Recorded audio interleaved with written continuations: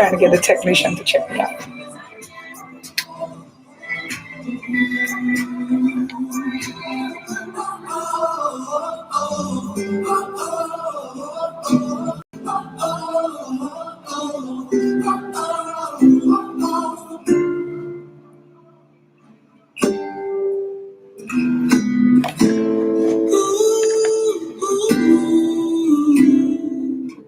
And one of the things we want to continue to be as we express our gratitude, Chronics is telling us, lift up your eyes to the hills. There's actually a psalm that speak about that. This morning, everything is just lining up, lining up, lining up. All the words, they are just connecting. And I give God thanks for that. Divinity Plus, good morning to you. She says, I am grateful for God appointed connections to advance us. Amen, my sister. Yes. But you, Miss Bernadette. Very good suggestion. It makes a lot of sense. I am grateful to be alive. The fresh, clean air. Oh my God, the fresh, clean air is amazing. We definitely need that, to breathe. Some people don't even have that. Fresh, clean air to breathe in. And for family, yes, for our family, we have lost one family member yesterday, but in spite of my grief, I am still grateful. I am happy to be a part of this program. It inspires me. My sister Bernadette Ephraim, I want you to know that we empathize with you and we pray that, the Lord will continue to comfort you and your family throughout this time, and that you continue to, trust in him, that he knows best. It's not easy when we lose those we love, but it is really a part of life. And especially those of us who are connected to God, we know that he always has a bigger and better plan. So thank you so much for expressing that attitude with us this morning. And I hope it will inspire those who are listening, that in spite of your grief, as you said, you are still grateful. God bless you, darling.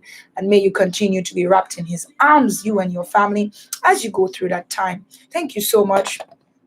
Yes, Sandra is expressing condolences to you as well. Thank you guys so much. My little Facebook people there, you all are excellent. Special good morning to those of you who are tuning in with me on YouTube, Dear Learning Academy. Thank you so much for connecting with me. God bless you too. All right, so this morning, I am going to go a little bit sideways from the broad class. I gave you a little lesson in gratitude. But this morning, I have a special guest with me, and I'm going to be reading his bio soon. He will be connecting with me on the phone. So I'm going to have, the tech guy call him in a few minutes. But he is someone that we definitely want to hear from. So we're going to be connecting with him shortly. I hope he's listening and he's ready to take the call. So Michael Joseph. Now this morning, I wanted to have a discussion with someone whom I believe is not politically biased or politically swayed. And I wanted to have an objective discussion because as people, especially in the Caribbean, we have a culture where we tend to think that we cannot have, discussions from different perspectives and different beliefs. And I want our young people to understand that it is perfectly healthy to have opposing views, to have different mindsets, to have different perspectives. And it's even better to be able to discuss it with someone who has a different mindset than you, and being able to do it constructively. You share ideas, you share different points. The most important part about this is to know that you have an aim.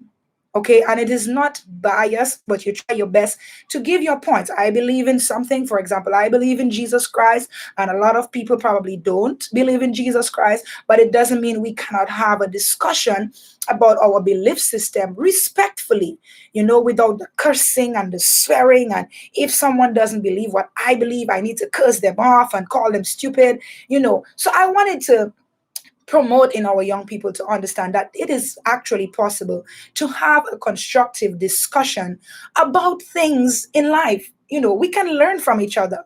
And if you are too close-minded about, I don't want to hear about this because that's not what I believe, then you're going to miss the point in learning from somebody else, in understanding how somebody else thinks. So this morning, I spoke to a very dear friend of mine, Miss Errol, Zara Errol. Thank you so much. If you're listening, good morning to you, my darling.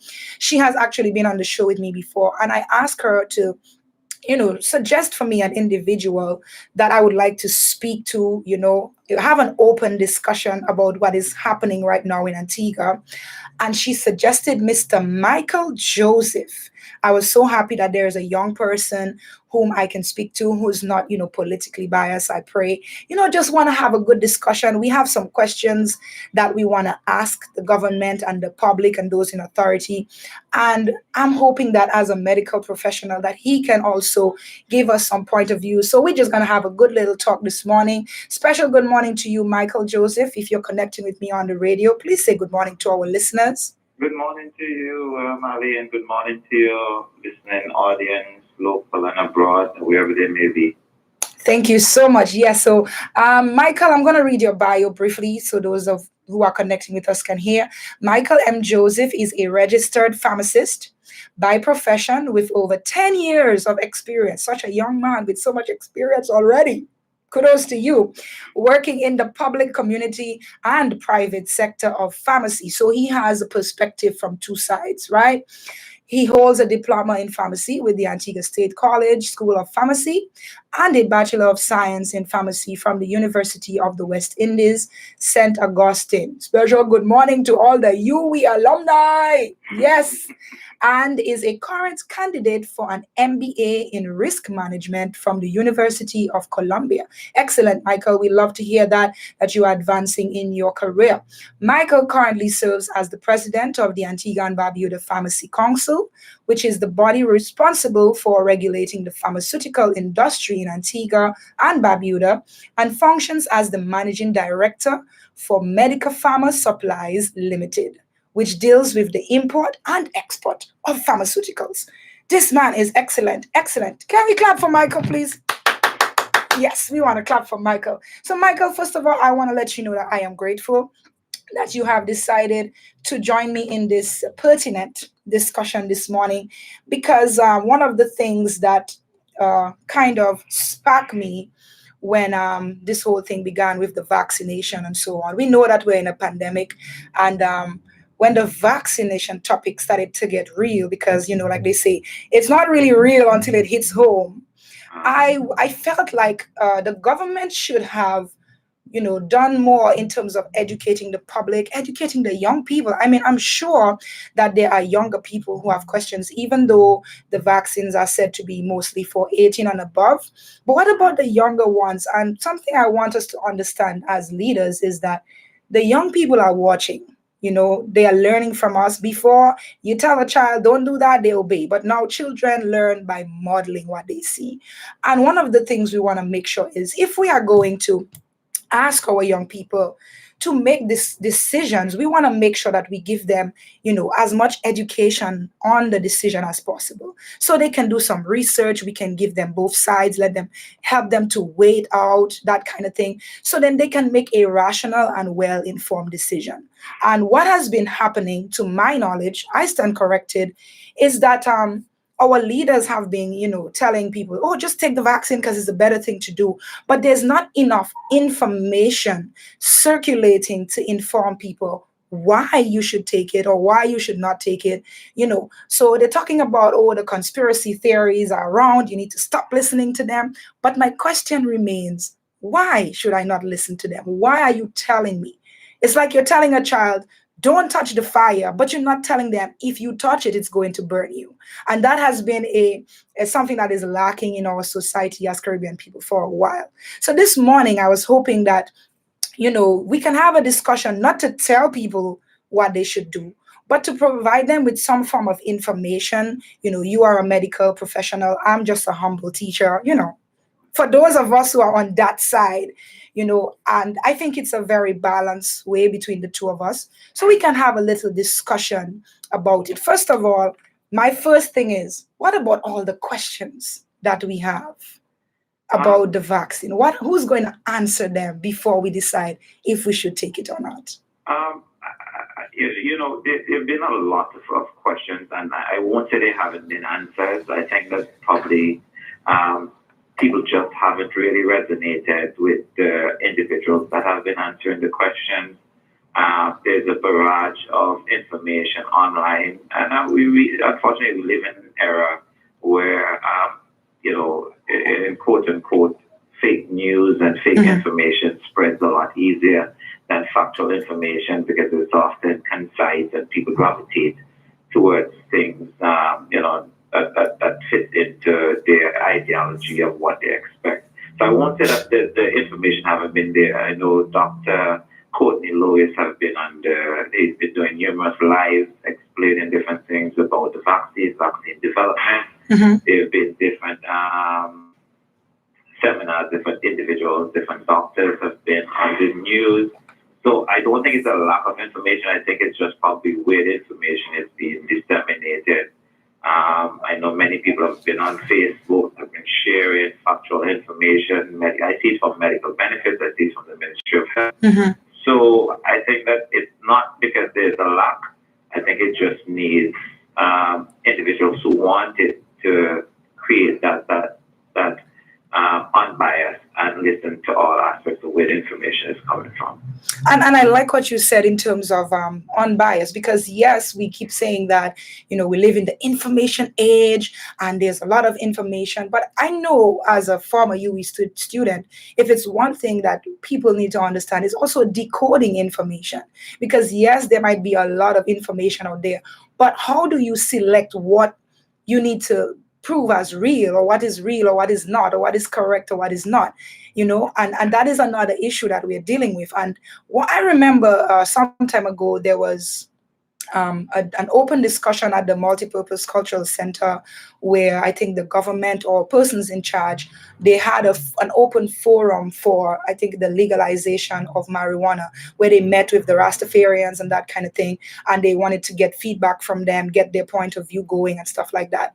And I think that even though we're in a pandemic, one of something like that could still be happening. Maybe a campaign among the schools as well, to get our children to understand, because a lot of people are saying, I'm not going to take it, but they can't really say why they're not going to take it. And as you said, it's because of what has been spread before. Now, if these things are spreading so quickly, why is it that those of us with, the correct, quote unquote, information, why aren't we using that same portal to educate people? Because it's all about strategy in that case. As a teacher, I look at ways to reach my students, or as an educator rather. So if our people are mostly swayed by those videos and these TikTok things and, these little 30 seconds videos, why is it that we are not, those of us with the information that we deem is correct, why can't we use these portals as well as a campaign? I know Facebook, yes, but still, there's not a lot of people who probably like the medical benefits page, or they're not following these pages. So they're still not getting that information. I think it's a matter of, because it's not, the truth isn't sexy. Let's be blunt. The truth isn't sexy. It's a lot easier for people to share fictional information, for them to share conspiracy theories, than for them to share facts. And I see it all the time. Something comes out and somebody says this, and even though it's not true, you see it has 300 shares before anybody actually attempts to verify if it is in fact, if it is a fact. And then you see factual information coming from reputable sources, and you see that there's a decreased interest because it doesn't align with what people's perspective are, or the reality that people want it to be. And this is very prominent if you look at the 2016 U.S. election. False information played a big deal, and it was a lot easier fake information to be shared. So attempts have been made, but it just does not align with what people want. A lot of people just have a huge distrust with the whole vaccine theory, primarily because they've had a huge distrust with the COVID. And we heard the conspiracies of where COVID came from and its alignment with 5G network and these kind of things and so forth. So I think this is where it comes from. So anything that aligns with that is always going to be flagged as part of the conspiracy. And then because you have a natural anti-vax movement globally, this as well, feeds into this conspiracy that we have going on, and this lack of proper information. But one of the things I wanted to mention to you, though, before we switch a little bit, because I want to play a song and then we switch a little bit. In terms of credible sources, for example, I know that most people prefer to get news from CNN and BBC. Let's just use these two for now, right? Uh-huh. And we know that we have the AstraZeneca vaccination here.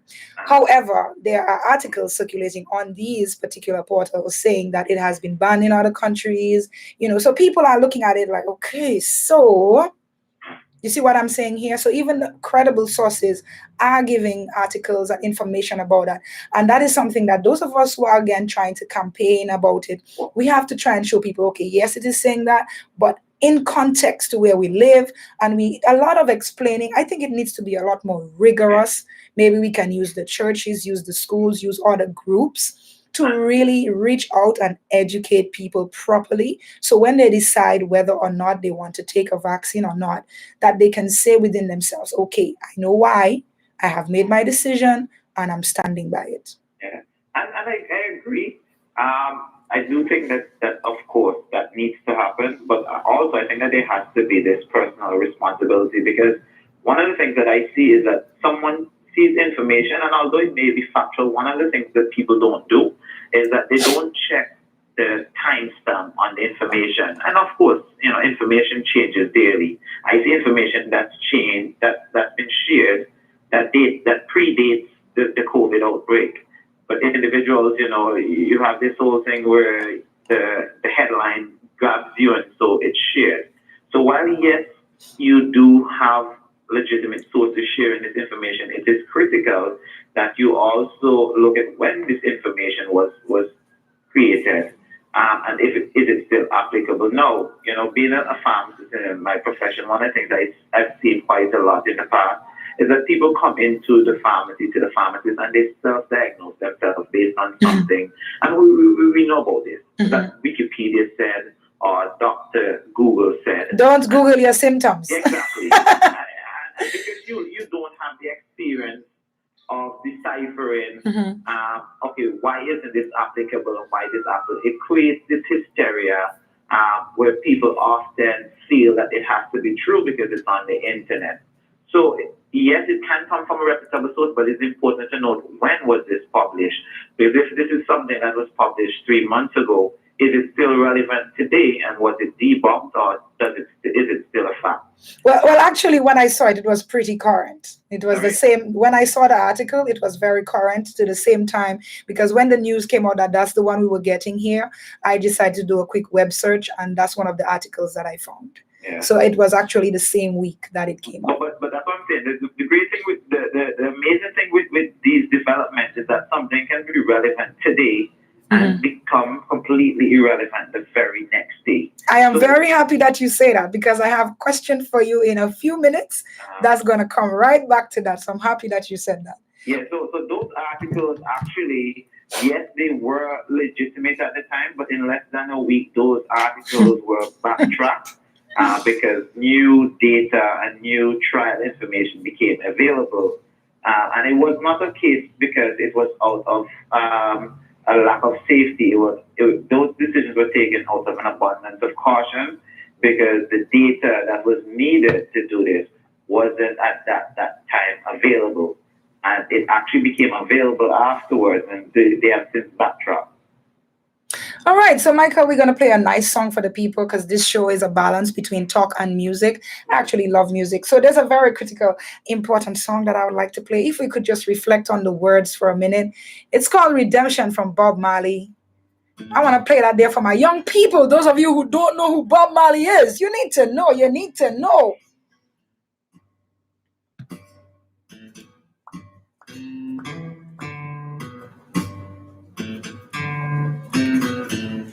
World virus, yes, they are fine. Sold unto the merchant ship. Special good morning to my darling Cheyenne Primos. Good morning to you, darling. From the bottomless pit, but my aim was made strong by the hand of the Almighty. We forward in this generation triumphantly. Won't you help me sing the song of freedom? 'Cause all I ever had, redemption song, redemption song is my favorite part. Emancipate yourself from mental slavery. No matter ourselves can free our mind. I'm not fear for atomic energy, 'cause none of them can stop the time. How long shall they kill our prophets while we stand aside and look? Some say it's just a part of it. We've got to fulfill the book. Won't you help me sing these songs of freedom? It's all I ever had. Redemption song, redemption song, redemption song.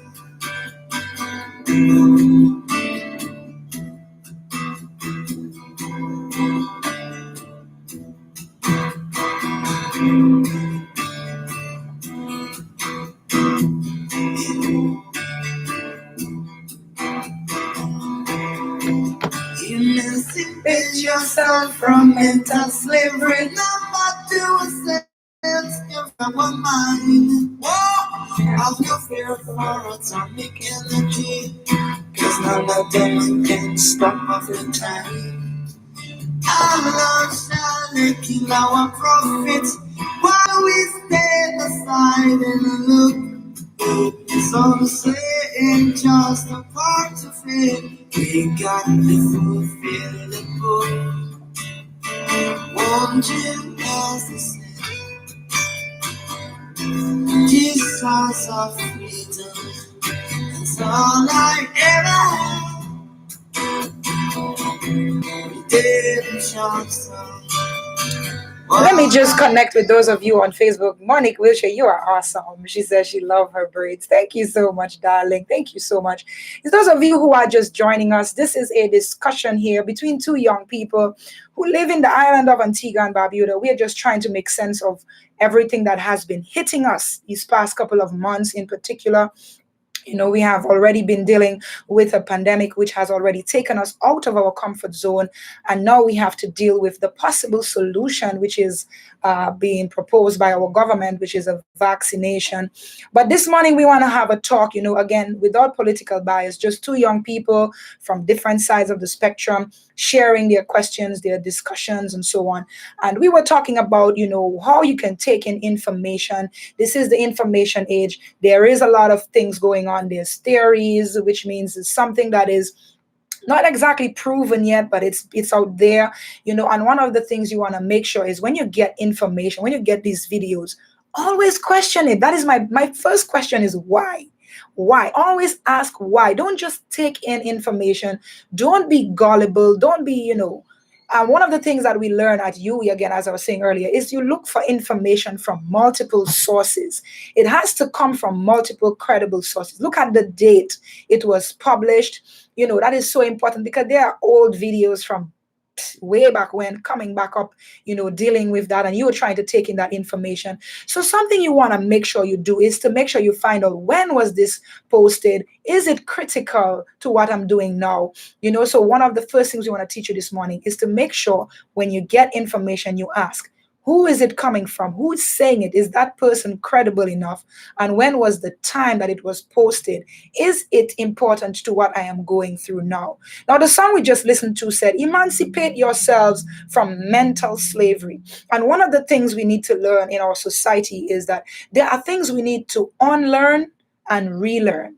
We cannot be stuck in one way and just be like, oh, that is that. Even politically, if we are supporting a particular political party and our government leaders, they are not doing what they're supposed to do, we want to hold them accountable. Don't be saying, okay, this is my party, I'm supporting whatever they do. No, we want to open the minds of the young people to understand that we need to hold those in authority accountable to what they do. And I'm going back to our discussion because One of my main questions is, why is it that a forum was not made available to answer the questions of the public, to answer the questions of the people? Yes, you are telling me this is the information, but what about my questions that I have? Where can I send it? Where can I, give it to be answered so that I, within myself, as a humble person in society, can make a critical decision about whether or not I want to take a vaccine in 2021? And I have a special guest with me joining me over the phone. His name is Mr. Michael Joseph. Michael Joseph is a medical professional, specifically in the pharmaceuticals department, and he is sharing also some very good intel here with me. So, Michael, we are going back to questions about this whole thing. Who is going to answer the questions of the young people? And I have about 10 questions here. So I'm just going to throw them, not for you to necessarily answer, but to continue to spark our discussion. So I'm just going to read some of the questions that I have. Why are there so many vaccines? Why are there so many different vaccines? What happens to the new variants since the vaccine was developed before? And just before we went to the song, you mentioned that we have to look at the date of information because within a day, the information could not be relevant. So what if people are questioning, maybe if there's a new variant, that maybe that vaccine is no longer relevant to it? Will I still have to take another vaccine because there's a new variant and the one from before was not developed for that particular one? At what percentage can a person not contract COVID after taking the vaccine? I know there's some with 95%, some with 70%.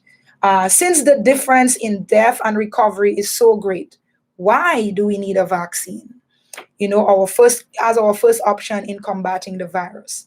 What happens to those who refuse to take it? Will they be forced to take it implicitly? Will they be forced and told, if you don't take it, you're going to lose your job? What happens to these people who just make up their mind, no matter what, I am not taking it? What are the long-term effects of this vaccine? Since, persons are concerned with the time frame, what about the side effects? I mean, we see these commercials on the TV all the time where they're treating you for one disease and the side effects are like so much more severe. So, what about that? What are the side effects, and is our medical sector prepared to help and manage those side effects should they happen? Can citizens choose which vaccine they will take? For example, some people are talking about, they'll wait for the Cuban vaccine because they trust Cuba more as a trusted medical area that we have been using for years in the Caribbean. What are yeah, our side effects again? Is our medical team prepared to manage that?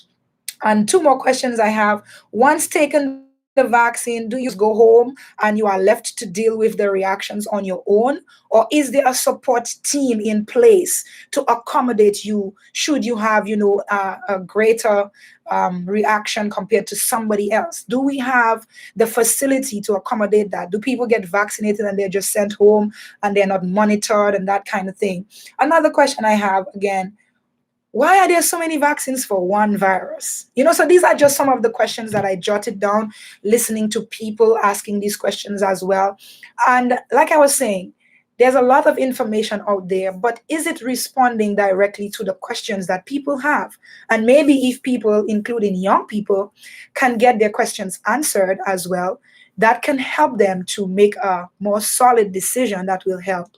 So, Michael, if you are still with me, please, shed some light. Like I said, you don't necessarily have to answer the questions, but if you have some information that can help, feel free to share it with us. I mean, and I think that all the questions are actually amazing questions, and I think that they're legitimate. They are questions that people have been asking and people should get answers for. The first thing I want to say is that, the question that asked, why wasn't there a forum developed for people to ask the question? We have to, I think, first appreciate and understand that the information around these vaccines has been developed, quite fast, and it changes quite rapidly. And I think that before individuals can feel comfortable, they themselves need to be able to verify the information. I think the first vaccine was, approved back in November, if I remember correctly, which was the Pfizer and then the Moderna was approved in late 2020.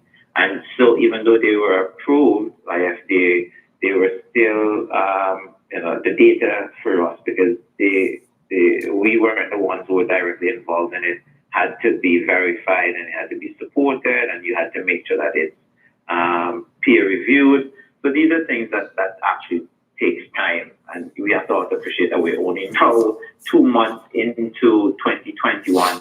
I do know that there are plans to engage individuals in such a forum, now that we've understood a lot better about the vaccines. A lot more information has become available, and you can pretty much speak with very little uncertainty about what exactly is happening.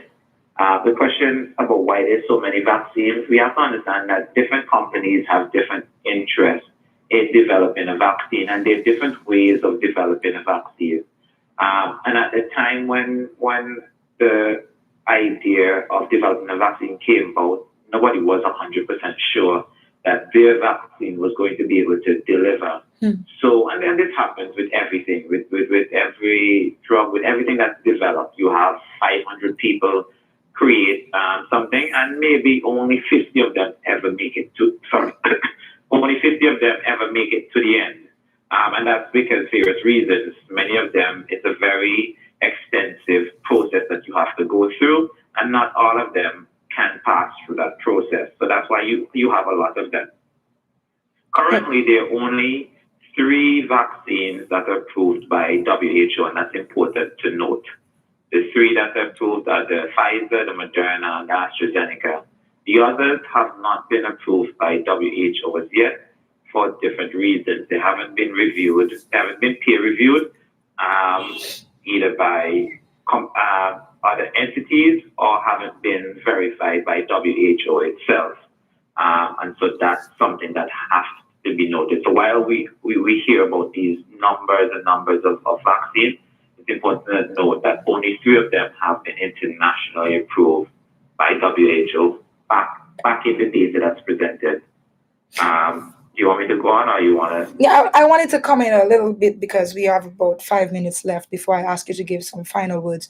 You made a statement I'm going to go back to, and I think that is one of the reasons why there's so much, I don't want to say chaos, but controversy with the vaccine, because you mentioned, and that is actually true.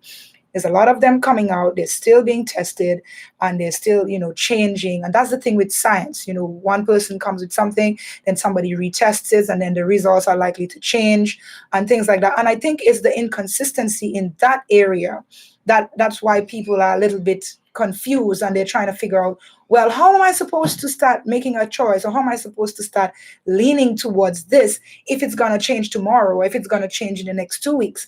And I think that is one of the things that is causing people to also be skeptical about whether they want to do this or not, because they don't want to know that they're taking something to help them live longer, or to be not contract the virus, and then there's a possibility that that's going to change in less than no time. So I think that is also something. I'm also happy to hear that you mentioned that discussions are on the way to having such a forum. It could be a hotline, where people could call in and have their questions answered. Since we cannot have it open again because of social distancing, it could be a hotline where people can call, just like they have the COVID hotline if they have the symptoms and they want to call in, that they could have a team of professionals that they can call to just answer their questions, because I think people need that, and that it really help them to make a rational decision. Also, before I ask you to give some final words, because I don't know, every time we're having fun, the time just seems to crawl out. I just want us to remember, I think the leaders, again, I'm going to continue to call on the leaders, the medical professionals who are responsible for this whole thing in Antigua, even our prime minister and so on. I'm going to have to say, I was not in agreement with how he went around and just came into the news and said, okay, he took up the vaccine and he just think we should take it. And I think that approach is not helping our people, especially young people like me. You're not just going to tell me I should take something without telling me why. And I think that an opportunity to truly educate our people was missed by him. And I think we should maybe just let him know that and bring that to his attention. Maybe he can come back and help his people to understand, okay, why you should take it. And I have my medical team to support.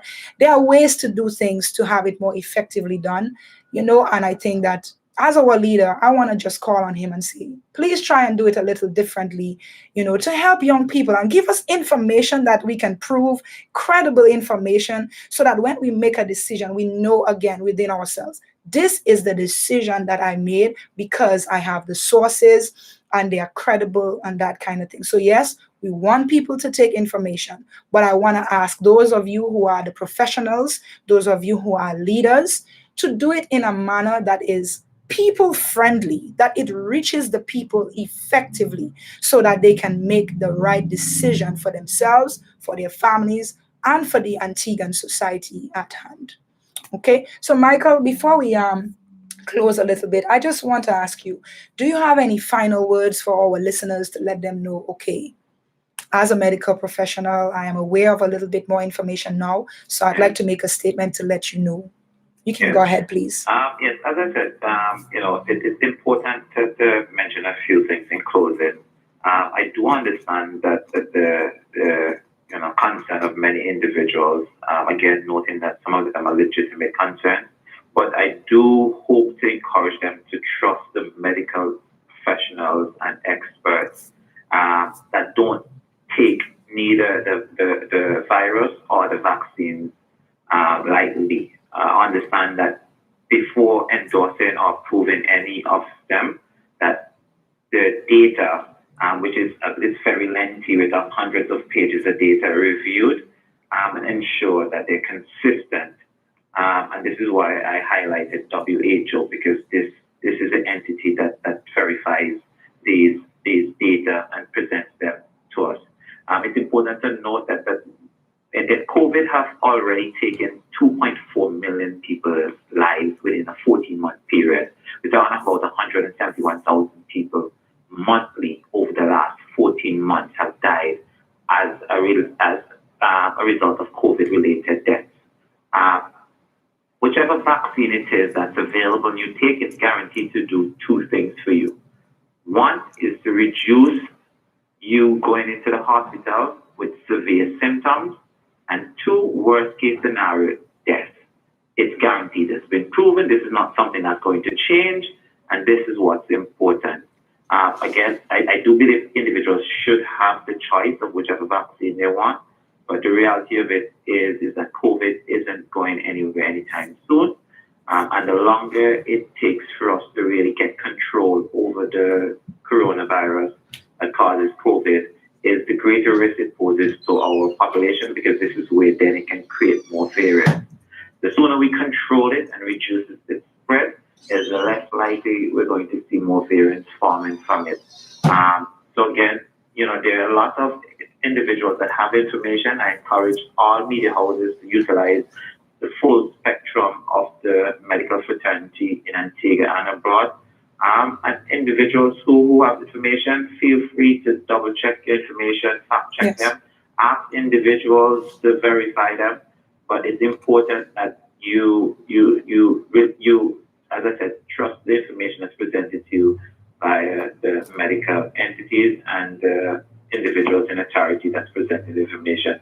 There is nothing to gain from any individuals wanting to ensure public health and public safety. And that is the primary concern of every one of the actors involved in either disseminating information around the COVID-19 and coronavirus, or in rolling out the systems around, whether it be vaccination or information around it.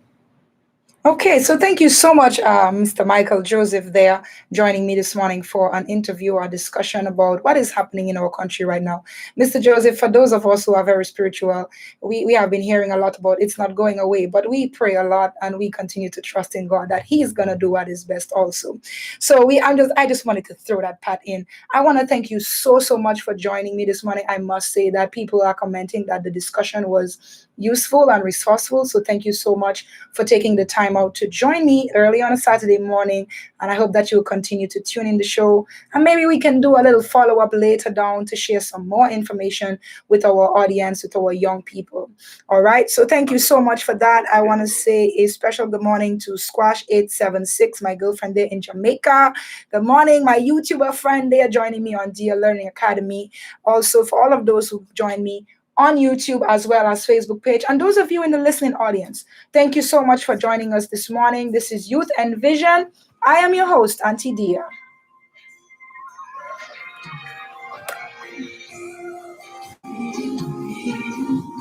I'm just going to leave you with this one as I make my exit.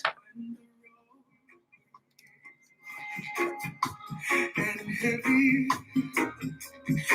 when it's dark and I can't see clearly, I will lift my eyes to the east from whence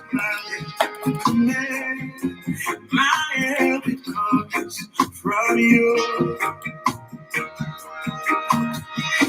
Lead me on, way where I never been before, place I never seen before. When I come to the end of myself,